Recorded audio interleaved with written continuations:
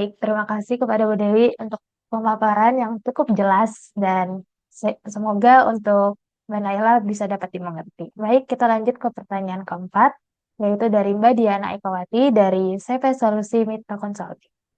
Pertanyaannya mengenai batasan omset 4,8 miliar bagi UMKM orang pribadi, apakah termasuk di dalamnya penghasilan sewa atau bunga, bank atau trading, saham atau penghasilan final, sejenis lainnya, selain dari kegiatan usaha dan pekerjaan bebas? Pada Bu Dewi, kami persilakan.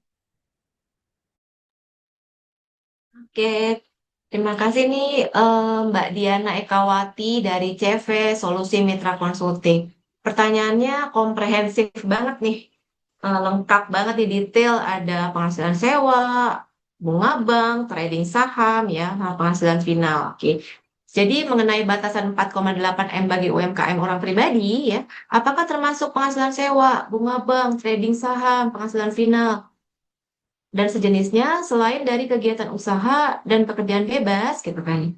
Jadi diatur dalam PP 20 2026 ini bahwa jumlah peredaran bruto adalah penghasilan usaha ditambah jasa sehubungan dengan penghasilan pekerjaan bebas dalam 1 tahun dari tahun pajak terakhir sebelum tahun pajak yang bersangkutan, baik yang dikenai PPh tidak bersifat final maupun final, ditambah penghasilan luar negeri, ditambah imbalan atau nilai pengganti berupa uang atau nilai uang dari usaha dan jasa sehubungan dengan pekerjaan bebas, sebelum dikurangi potongan penjualan, potongan tunai, atau potongan sejenis. Jadi dalam menghitung omset, satu-satu nih kita breakdown. Penghasilan sewa. Nah ya, kalau penghasilan sewa berarti dia usaha ya. Nah kan kriteria usaha itu kita lihatnya dari repetisi ya. Kalau sewa itu kan penghasilan sewa berarti saya punya rumah yang saya sewain 1 tahun. Kemudian setelah sewa itu berakhir akan saya sewain lagi tahun berikutnya. Berarti kan akan ada repetisi. Nah ketika ada repetisi maka dia masuk sebagai penghasilan dari usaha. Walaupun dia final ya. Jadi penghasilan sewa dari usaha yang final termasuk masuk dalam ketika kita menghitung batasan omset 4,8 miliar. Nah, kalau bunga bank ya, kalau bunga bank itu bukan penghasilan dari usaha atau jasa sehubungan dengan pekerjaan bebas ya. Bunga bank itu dari modal. Bunga bank, deposito itu kan dari modal ya.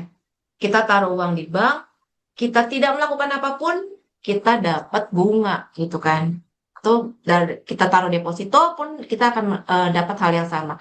Maka bunga bank tidak termasuk yang dimasukkan ketika kita menghitung batasan omset 4,8 miliar karena dia dari modal.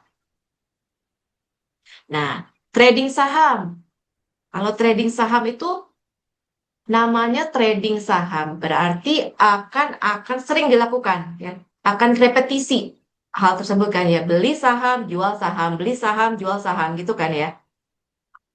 Kalau yang terjadi repetisi seperti begitu bisa dikategorikan sebagai usaha. Maka walaupun dia memang final ya terkena PPh atas saham, tapi dia termasuk ketika kita menghitung batasan omset 4,8. Ya.